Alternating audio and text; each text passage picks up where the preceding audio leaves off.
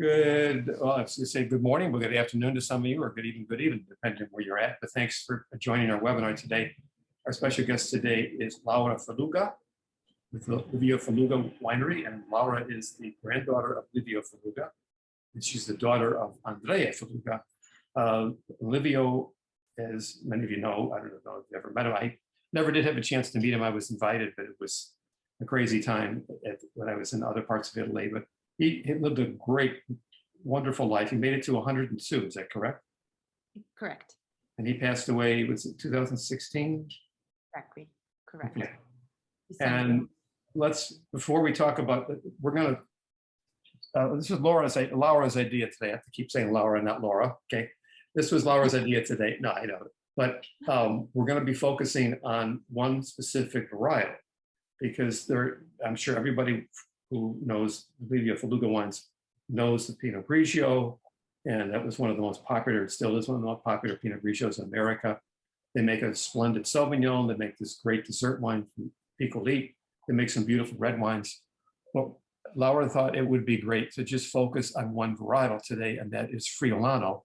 And so we're going to be talking about 4 different wines that the winery produces, either 100% Friulano or Friulano is part of the blend. So tell us a little bit, first of all. I'm going to put up a little map here.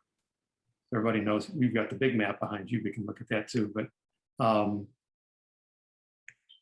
I can get it up here one second.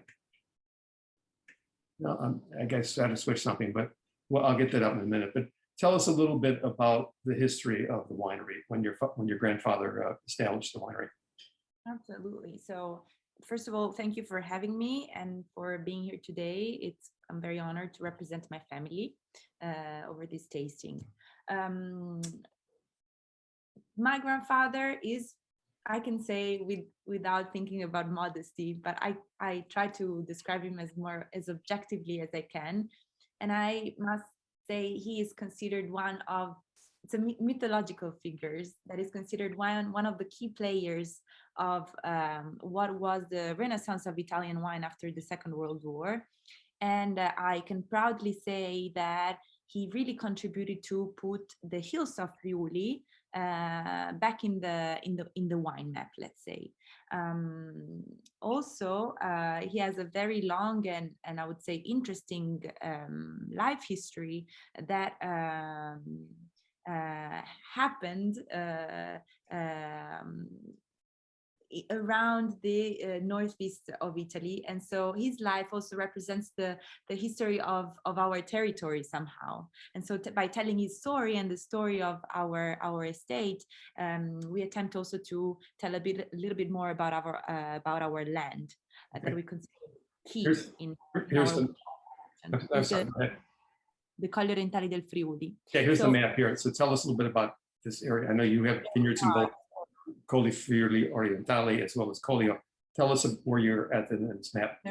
So let me just tell you one brief thing before that is Please. That I was the 6th generation of this family producing wine, because before my grandfather found our winery in Friuli, in the hills of Friuli in the 50s, we used to own some vines in a land that became Yugoslavia afterwards.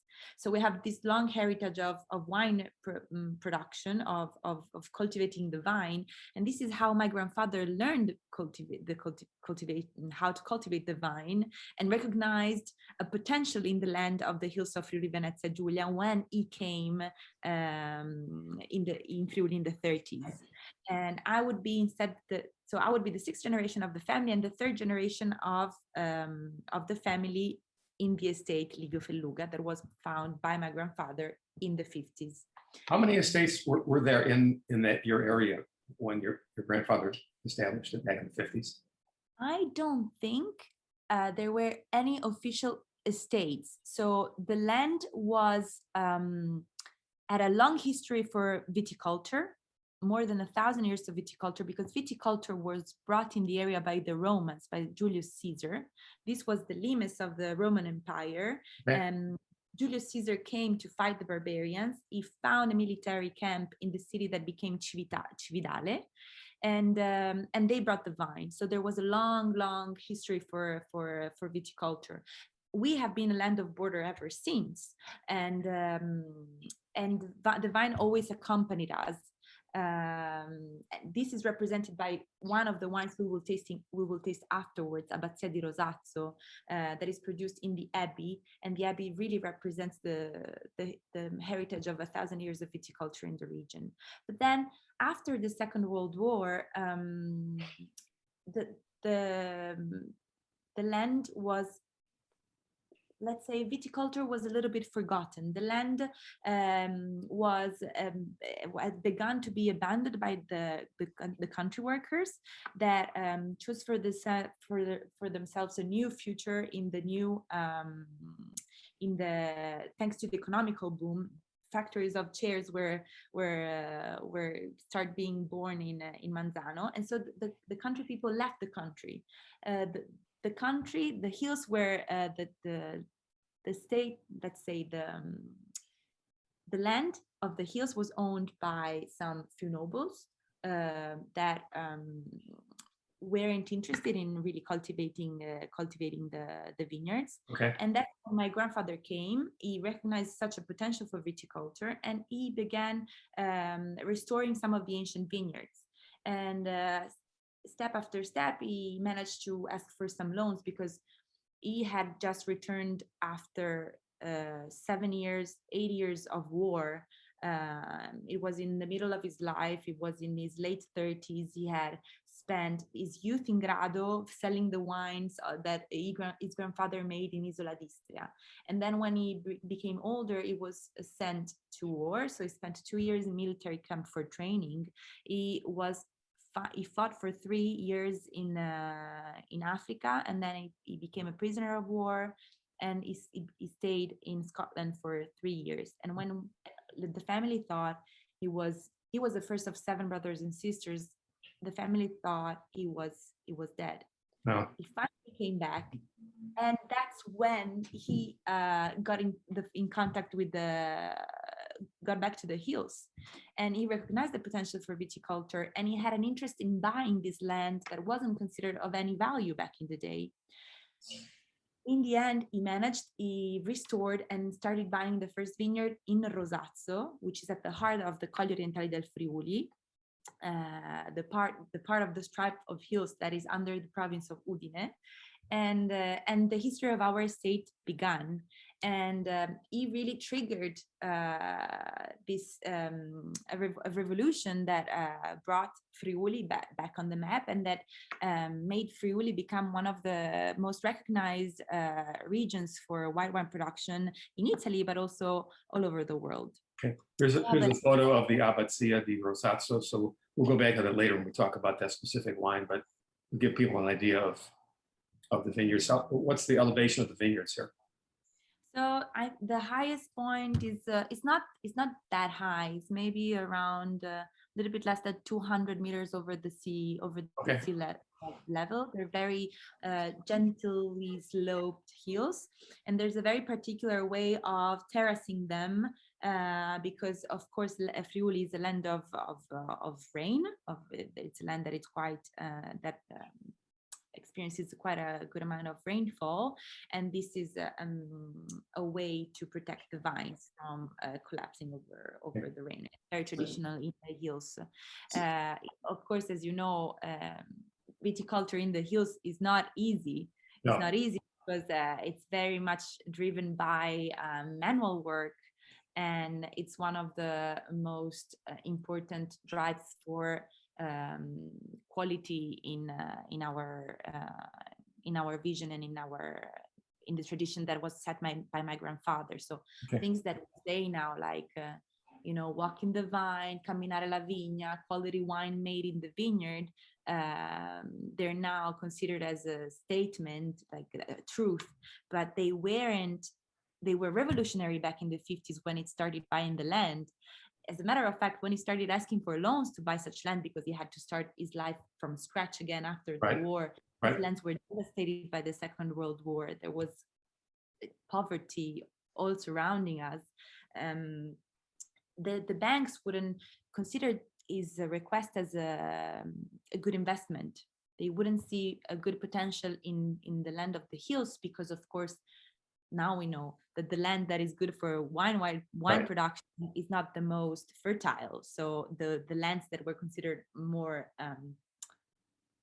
valid from an economical perspective, they're the Just ones that are more fertile, so devoted to a different type of right. cultivation. But it was a whole different philosophy back then, whether it was Friuli or Toscana or Piemonte. It was just grow as many, or get as big a yield in the vineyards as you can. Yes. Nobody thought of reducing yields or limiting crop or green harvest or anything like that. You just tried to make as much as possible, right? Because wine was food, basically. So Right. it was about having more calories and not about culture. It wasn't a cultural experience the way we know it today, I would say. So yes, it was poor people working in the land. It was very fragmented. The vineyards were not very much curated, I would say. People were working barefoot in the vineyards. The wine was just vinified randomly. It was kept in this jars, so it wasn't even bottled, and it easily became very quickly oxidated. There wasn't a real distinction between the varietals. Right. You had a lot of field blends, and you would put wine in those big demijohns and things like that. It was a very different world back then. And so, in a way, he became he's now a figure that is remembered in the history of wine, because he managed simply with great intuition and courage to kind of be ahead of the times, and he was able to implement and foresee the direction in which the entire, or maybe also influence the direction in which the entire country and region would have gone towards. So in the 50s, he started, first of all, owning the land. He was very interested in buying it, so he could follow the process of wine production since the very beginning, so in the land. Right. In his philosophy, in our philosophy, wine production starts in the vineyards, and the most essential part of wine production is the vineyard. He started producing his single varietal wines, so he really started with the Pinots, Friulano, with Merlot, that we call Merlot in Friuli. Okay, all right. The most widely red varietal planted in the hills of Friuli, Venezia Giulia, and so really gave attention to the representation of the territory in the wine. So he wanted to, through these single varietals, represent the best expression of such varietals in that spot of land. So now, when we think about wines, we think about geographically, where are they coming from? It's so important for a wine to represent the place where it comes from, to give a sense of place, right? This is crucial. And in the same time, hopefully it will be able to display a style of such winery that could be consistent within through time. Then it should be able to represent kind of the vintage variation, so to give a sense of time in a way of vintage, and in the same time we give a sense of time because it should be a wine that should be able to evolve in time and change in time, and grow in its in time at many layers. Right. I find it interesting that, in the last 10, 20 years, I mean, even as recently as a few months ago, there's some dramatic changes in terms of labeling with wines. So, for example, with Chianti Classico, it's made a major change that we'll see within a year or two. And of course, Piemonte with Barbaresco and Barolo with MGAs, and Friuli's been doing that for quite a long time. So that's definitely, an important point people should remember. And because of that, as well as the quality of the wines, of course, I mean, the wines of Friuli are as respected as any white wines in Italy, and they're highly respected around the world as well. And so his idea was really to speak about a very specific spot of land through his wines. And to communicate this, he did another thing ahead of time. So first of all, he wanted to talk about the territory before even the system of DOCs was invented and implemented, a few years before that. And also another way to have these wines speak about the territory, that's why it was so important to him. He was among the first really in Italy, I could say, but in the area for sure, to really bottle, but mostly label the wines. It wasn't something common here. As you said, the wines were food. They were produced in damigens. You didn't really know which vineyard they came from. They were just for daily consumption. He wanted wine to be more of a also a cultural experience, and he wanted to promote and cultivate the culture and speak about the culture of the land through these wines. And that's why he chose an ancient map of the area as a label, and it's still our label today. It will soon, I think it will soon, it's over 70 years old now, our label, and it's really the essence of our style, our history, our message, the vision of my grandfather, our vision for the future. As you can say, this is it has changed a little bit over the years, but what he did was putting the land at the center. His name was in the corner, down in the corner down to the left, and the Carta Gloria, which was usually used in ancient maps to give indications about the geographical area, he would put informations about the wine. So he would put the land at the center, the content of the bottle very highlighted, and he would put his role as in the corner, in a way to put in contact everything and kind of uplift and sustain the message of the land. And I think this was a very revolutionary vision somehow. And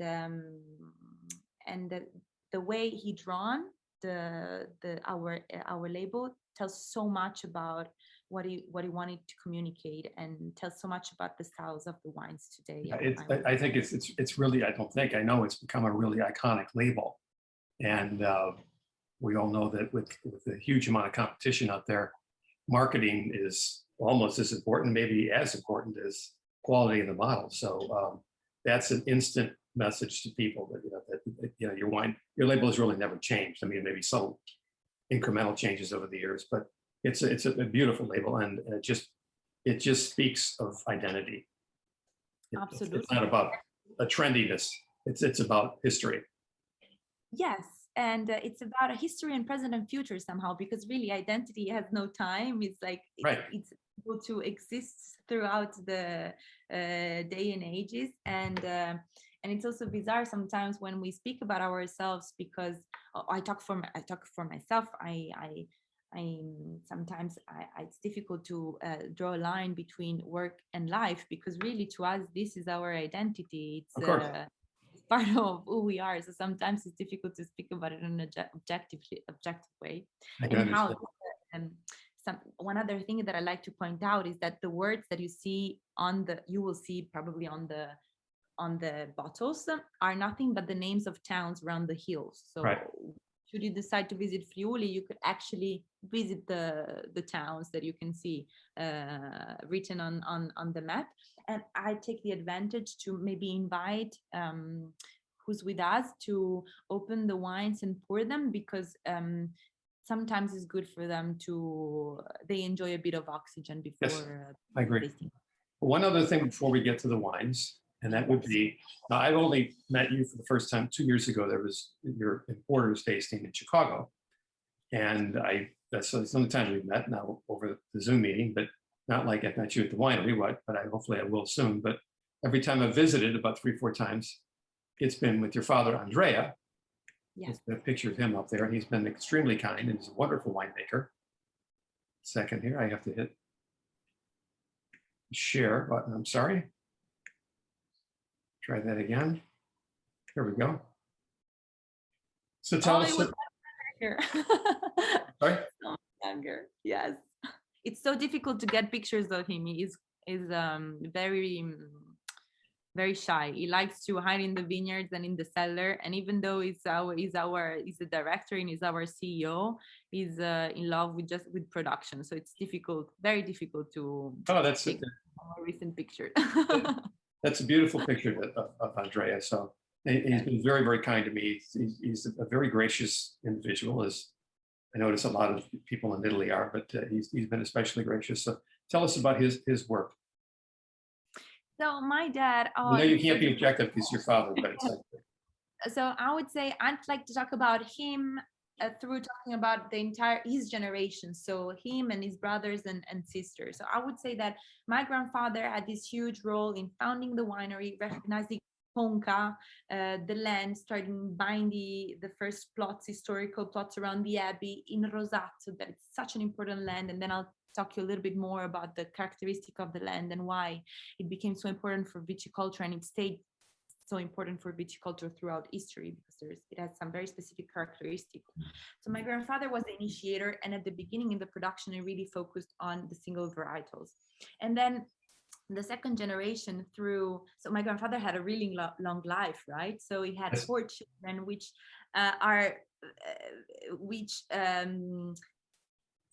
in different moment of his life. So they were able to impact the winery in different moments because they have so many years of difference. So for instance, my uncle Maurizio is the oldest. He has 11 years. He's 11 years older than my father Andrea, who's 11 years older than my latest uncle Filippo.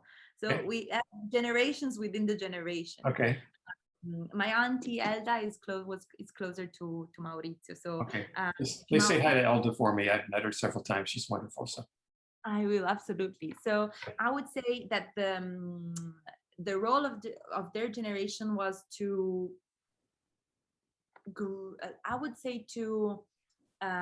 implement that vision that my grandfather had. So they fueled it. They were able to expand the property. Now we have around 500 acres between vines and forests, we say? Bosco? Yes, forests, yes. So we're very diversity, yes, forests.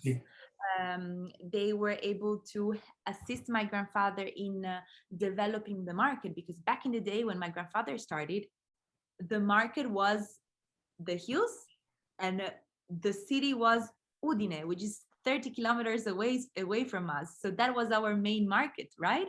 And now Italy covers maybe 60% of our volumes, but we are sold in over 80 countries around the world. So when my grandfather started 7 years ago, our main market was Udine. And thanks to the generation of my father, the market expanded. So the distribution expanded. At first, they started selling to Venice, and then Milano, and then the main towns of Italy. And we have a very, very strong heritage. It's very well recognized brand in Italy, and this makes us very, very proud and honored. And we have the awareness that we really represent our beautiful country all over the world. And then it became the US. So we have more than 40 years of equity in the US. It's our second home, because it was a winery among the first Italian wineries that took the first steps in the US as well. And then it became Germany and all of the other countries. So this was a very, very important role to really bring the message of the core message of my grandfather, which is still the same, because what was revolutionary back in the 50s became a classic now. So somehow, let's say, and bring this message and bring the wines all over the world, basically. I'm impressed that you said you're in 80 different countries. 80 different countries. In some countries, of course, the quantity that we sell is very, very tiny. It's not, of course, not balanced, but we are there, and so. But that's amazing, because people know you for your white wines. You make some lovely breads too. But this is the fact that you're not Brunello di Montalcino. You're not Barolo. You're Friulano. You're Alte. You're the whites like that, and the fact that you're in 80 countries, to be complimented about that. So the work that everyone in your family's done, that's great. So let's start to talk about the wines. Sure. So and first, before we taste the first one, I want to mention we're going to concentrate on 4 wines made with Friulano, either 100% or part of the blend. I have to tell you, the 4th wine was just a present for you, because it's the wine that is named after my grandfather. So I wanted you to have a bottle just to celebrate summertime, because that one wasn't. Livio does not have Friulano in the blend. You're right. No worries. Okay, I'm looking on the website here. It said Friulano Sauvignon Piccoli, but have you changed the blend on that? And it's Chardonnay, Pinot Bianco, and a touch of Picolite in il Livio. Okay, I'm sorry, I have the wrong information here, but we'll get into I was that. But because I told you I'd send you the Friulanos, and then I send you the Right. Livio as well. Okay. Without telling right. you. Well, that's a lovely one too. But Yeah, if we have time, we can talk about it. If yeah, you we can want. talk about that as well. First, give us just a little bit of the history of Friulano, because I think most people watching know this, but some don't. But it used to be called, the grape used to be called Tokai, Tocai Friulano. And then when the EU came into establishment, there was a dispute among another wine. Well, tell the story as to why the name had to be changed. Yes, I think it might have been around 15 years ago now, at least 10, 15 years ago. There was a litigation between the countries, between Italy and Hungary, because even though it's spelled differently, it sounds the same. Tokai in Hungary, it's a very, very it's a sweet wine. It's a sweet red wine with a very long tradition that is made.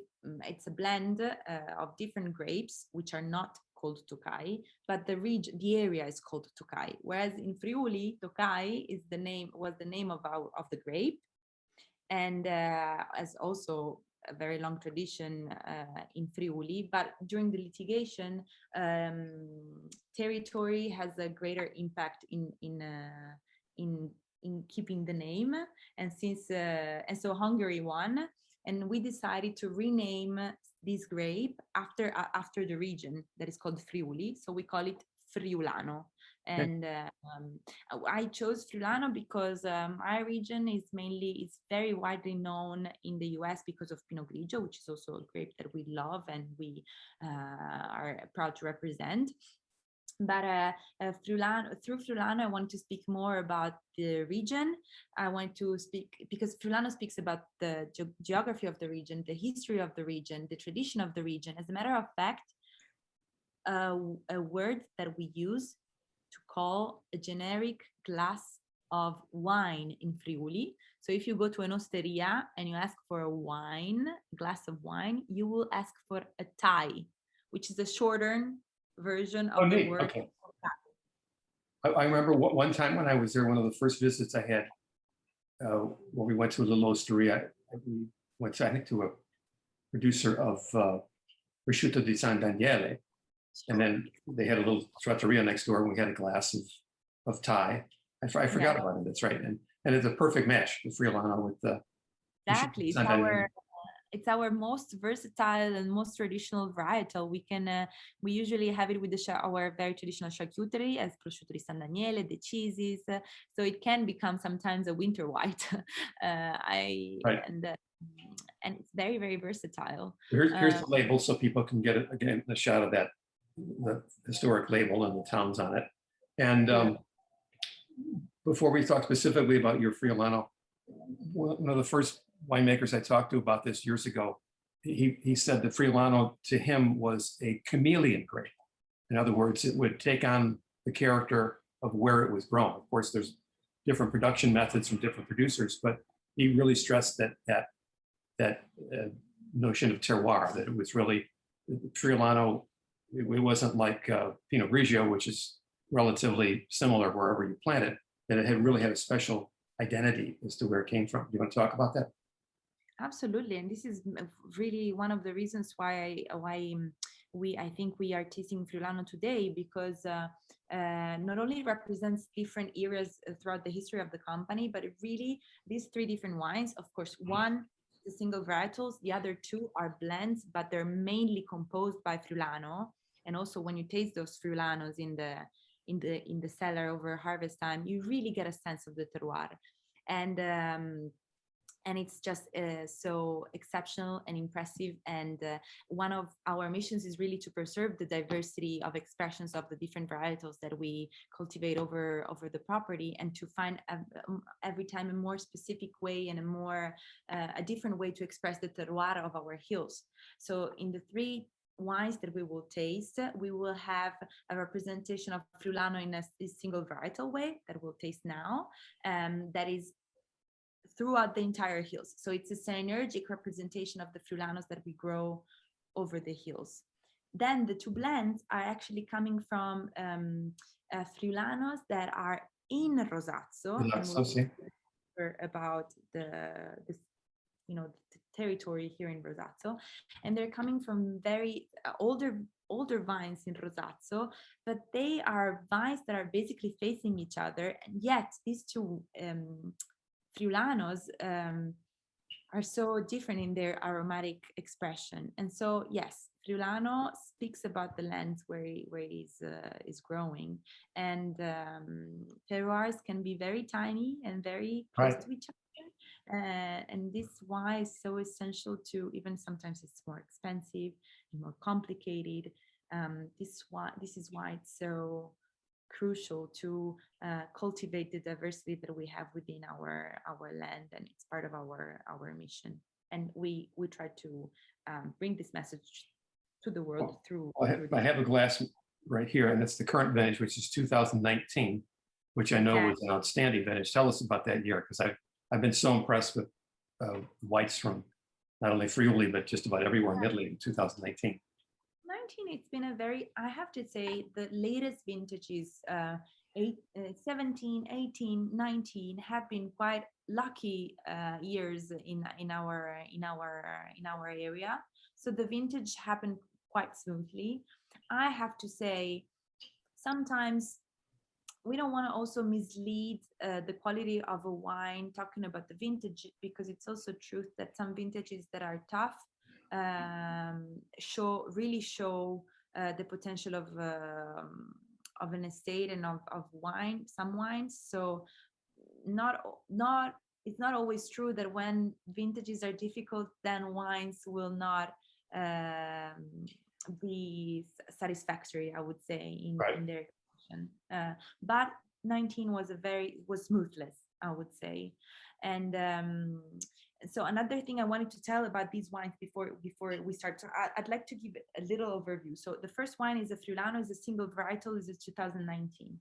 The second wine is a Terre Alte. The third wine is Abbazia di Rosazzo. Terre Alte and Abbazia di Rosazzo are both a blend. The composition is quite similar. The base is Friulano.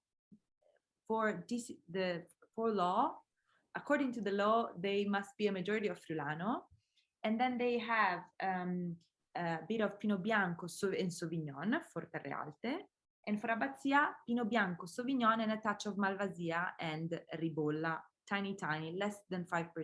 Okay. Friulano comes from a DOC Collio, whereas Terre Alte and Abbazia di Rosazzo come from a DOCG, which is the highest denomination we have in Italy, called Rosazzo.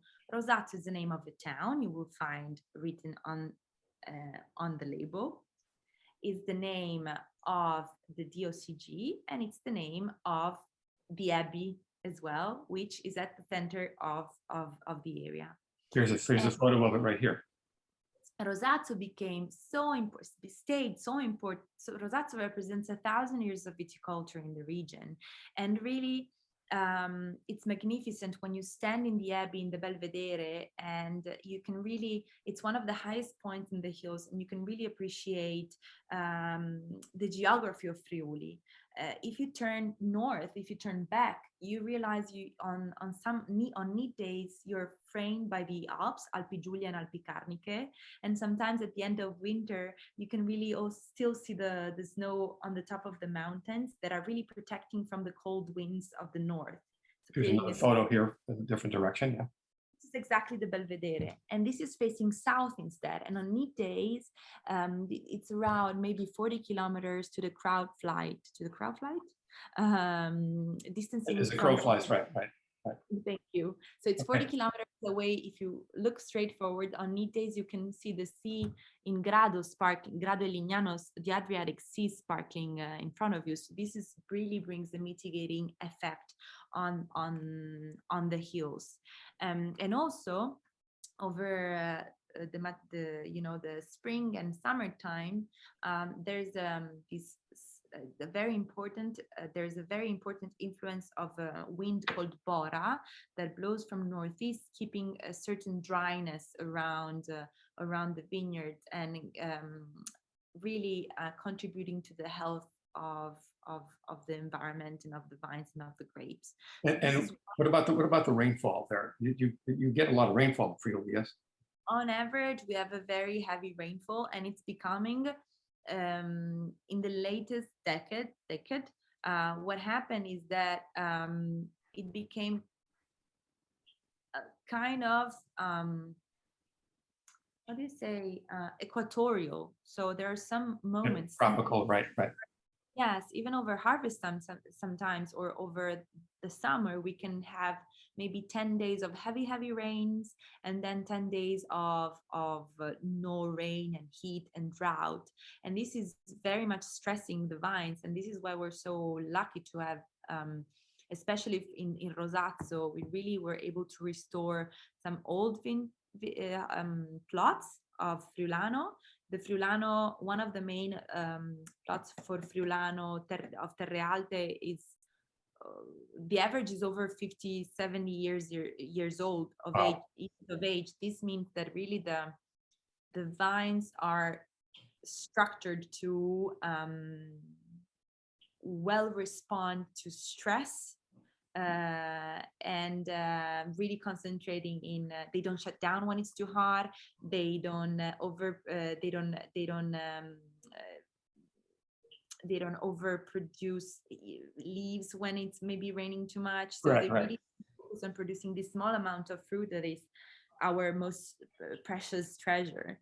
But the hillside selections is going to limit production as well. So absolutely, and this is stated by law, and we stay even below the levels that are stated by law, because it's essential to us. Also, the density in these vineyards is a little bit higher. So there's many factors that then will affect the quality of the grapes, but the age of the vines is definitely one of the most influential, I would say, especially in facing the recent unpredictable changes in climate. That are happening in our region. On that subject, what has 2021 been like so far? How was the growing season? The growing season was very healthy. We were lucky because we didn't experience any episodes of frost over the spring, even though it has been a quite cold spring. So there were a couple of days at the end of April. I remember even the days, maybe it was 21, 22, 23, where there was an emergency and we had to lit the, the candles in some of the vineyards over the night. Oh, okay, yeah, like a pot burner. Yeah.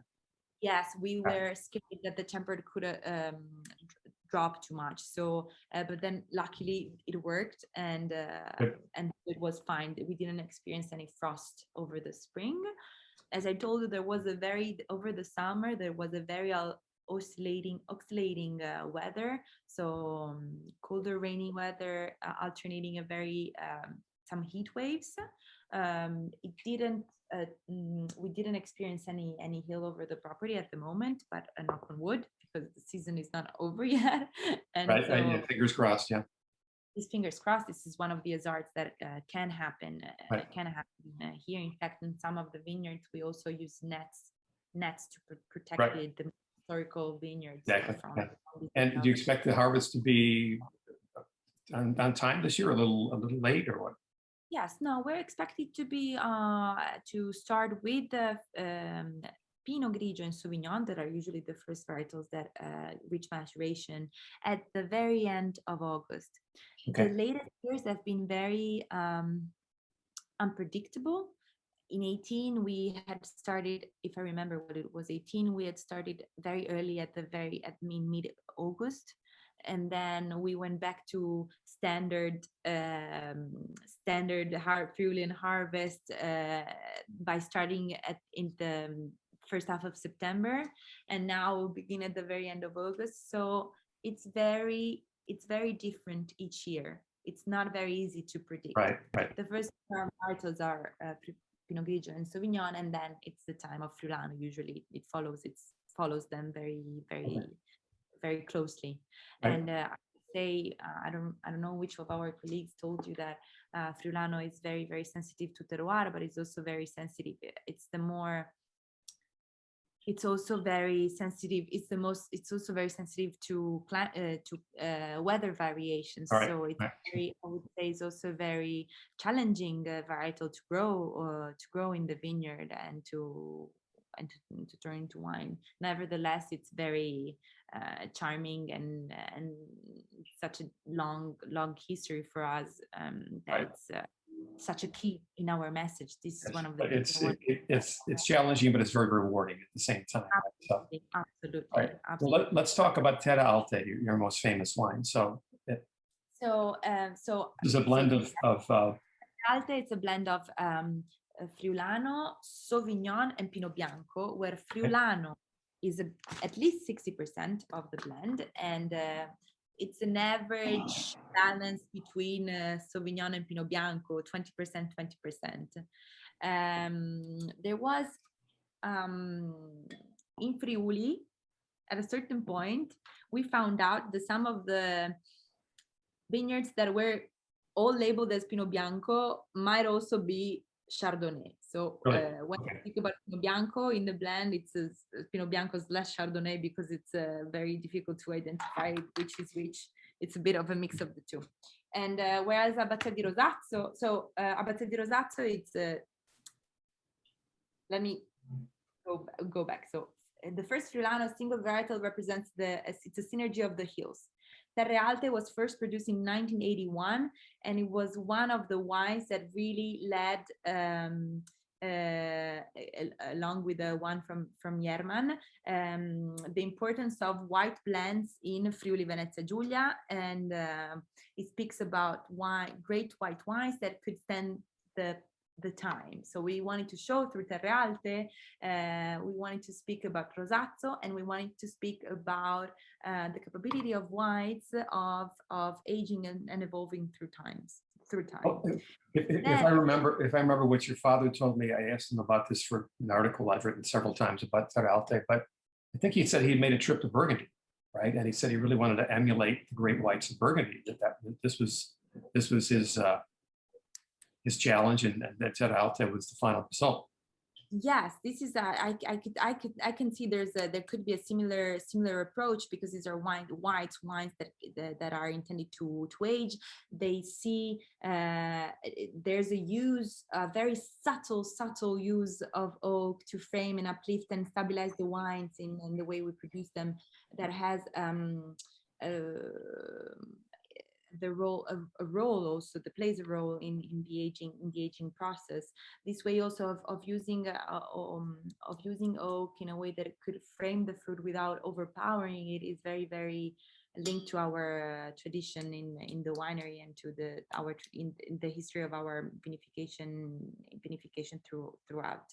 Right, and the oak is only employed with the Friulano, correct? The Pinot Bianco and the Sauvignon do not see any oak. Back in the day, yes. In the recent years, we're a very artisanal approach. Even though the winery the estate is quite big, you would be impressed, and I will be very happy to show you around the winery to see how artisanal is the approach instead. So every year we harvest the property is split in over 300 plots. And these plots are managed differently in the vineyard, and they're blended. Some of them they're blended together because we know their history to be pressed, right. And then each lot is treated separately and according to its need over harvest time. The team, guided by my father and my uncle Filippo, is now in the production team as well, taking care of all the agricultural side. They taste twice a day, and they're able to address batch differently. And when it comes to Abbazia and Terre Alte now, you can really walk in the room where the Friulanos are fermented in the barrels. It's tiny because it's a small production within the production. And now, since recent years, I can say on average, in the end, all of the varietals are seeing the presence of oak. Okay. It's very subtle, but all of them are. Right. And, why don't you do all of us a big favor, and you've got the 2017 is the current vintage. Yes. Why don't you take us through the wine, describe it, what the flavors and aromas you get in wine. And last wine, I would say only same composition as Terre Alte, very similar, same winemaking process, and yet very different profile. And this is because of the Friulano. The difference you will perceive in the aromatic profile of the wines is due to the difference in the aromatic profile of the Friulano. Okay. Of the two different plots of Friulano. So one last thing I wanted to say from a cultural perspective, this represents the creation of the estate. So my grandfather and the 50s and the when you say this, you're referring to what? The Friulano. Okay. The Friulano. Okay. Alte represents the 80s and the revolution for aging whites and the generation of my uncle and my father and the second generation of the estate. And then Abbazia di Rosazzo really represents 1,000 years of viticulture in the region, because in 2009 we had the honor and the responsibility to take over the agricultural side of the abbey.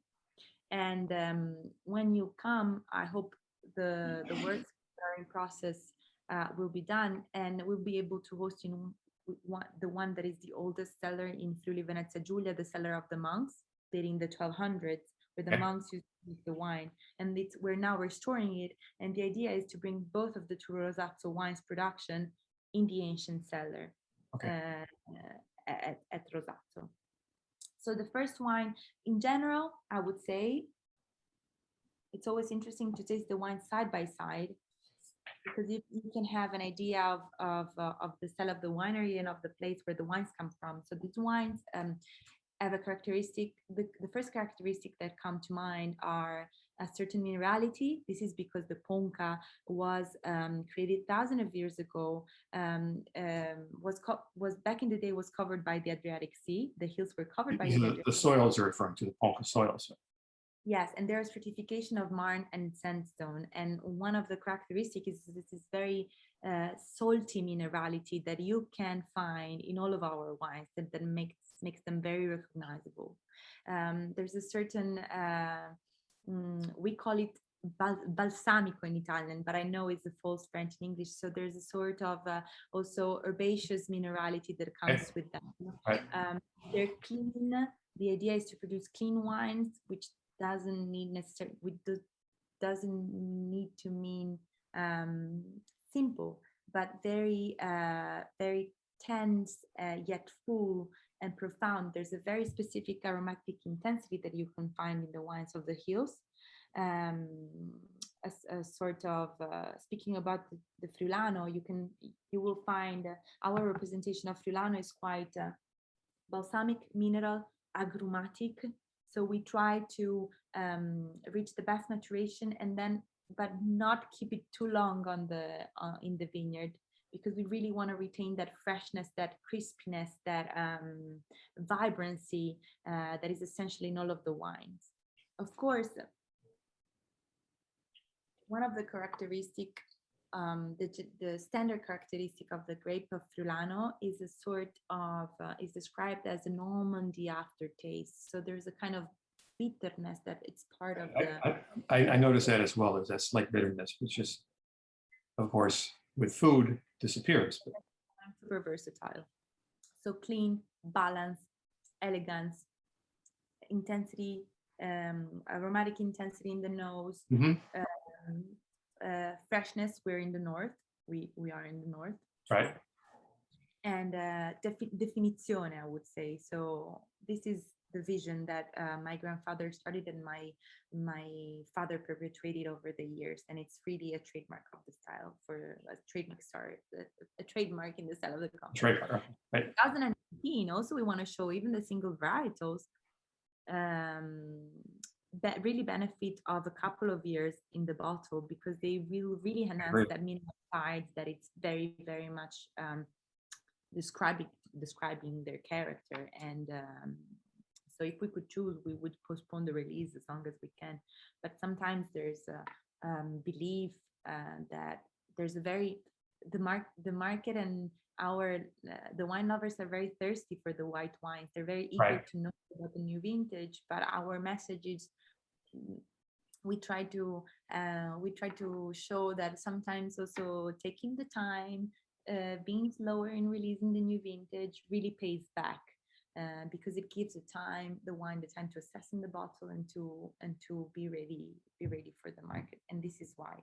Well, that's a great message, because we all need to slow down a little bit the way the world goes. So anyway, the Terre Alte is now 2017 vintage, correct? Terre Alte and Abbazia are 17. We keep these wines a little bit more in the cellar before releasing them, and so they're a little bit older in the vintage. Let me focus on the Friulano that are at the base of these two wines. So these I can't wait to show you. These hills face each other. They're 5 minutes walk away from each other. Yet the vineyards of Friulano of Terre Alte have a different exposure, different age. Sometimes there's a different genetical representation, different individuals of Friulano. All of this contributes to the identity of Terre Alte, which ultimately it's a little bit bolder, it's a little bit more exuberant, it's a little bit more exotic in the profile of the Friulano, whereas the Abbazia di Rosazzo, it's a little bit more austere, it's a little bit more balsamic, herbaceous, umami, we say, I don't know. So that's kind of saltiness is very, very, very dominant, and you can perceive this while tasting the wines, but now, and you can perceive this same characteristic when you taste the base Friulanos that are in the barrels waiting to be blended over harvest time. Are the Friulano vines you use for these two wines, are they older than what you use for the classic Friulano? Yes, there's no fixed rule, of course, but the ones that will usually make the selection, we have been recognizing them over the years. It's been decades now, and they are among the oldest of the property for sure. Okay. Yeah, absolutely. Yeah. So these wines are still quite young. Yes. Well, one of the things I think everyone who knows Terre Alte knows, and certainly if you keep up with Gambaro Rosso, you've seen vertical tastings over the years. So, I mean, this wine can age 2 decades easily, sometimes even longer. Yes, that becomes a little bit more.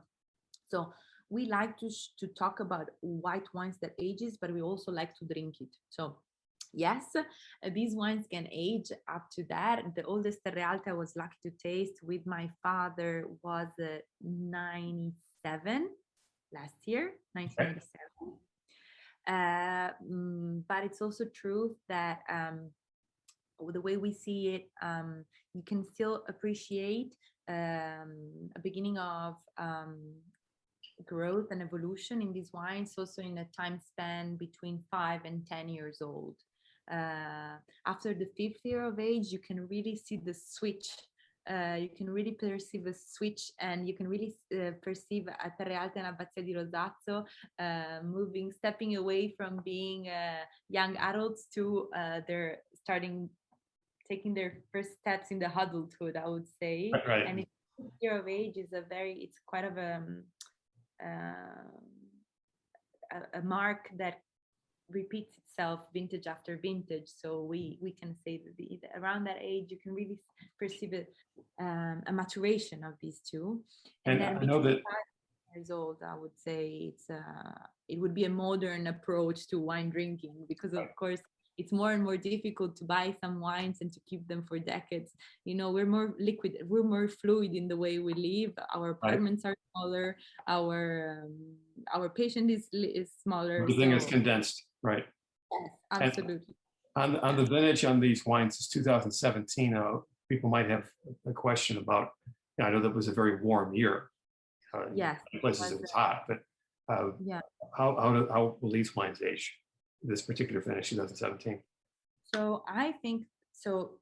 Even though it was quite a warm year, this will might show in Terre Alte with a little bit more tropical, more mature representations of the aromas. But in the end, these wine luckily are very balanced in the way they are produced and blended, and very there's a long heritage of know-how. So in the end, the objective is to make wines that will maintain a very strong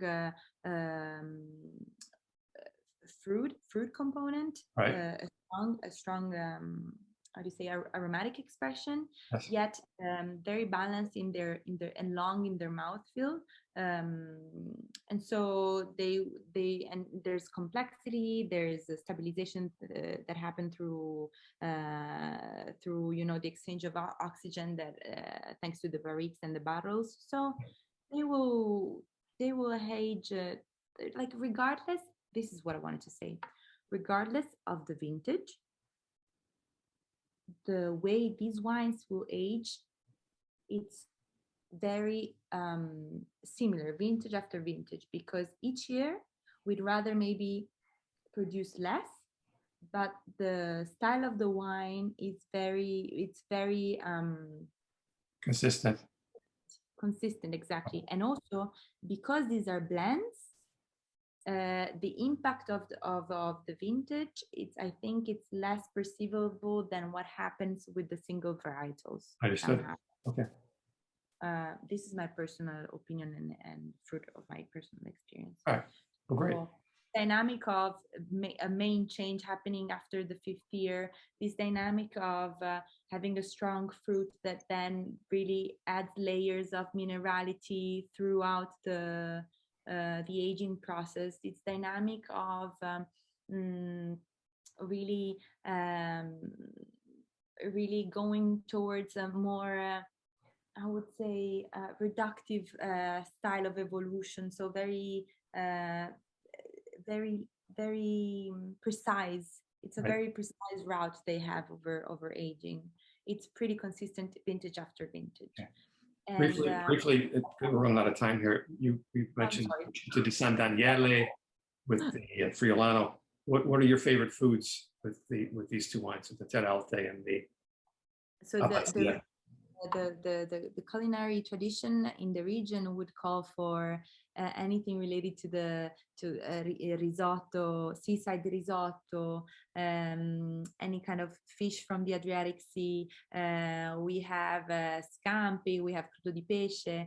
I personally think I lived everywhere in the world before coming back to the company and to the winery 5 years ago. I was so lucky to live in China, and then I lived in the US, and New Zealand, and in France.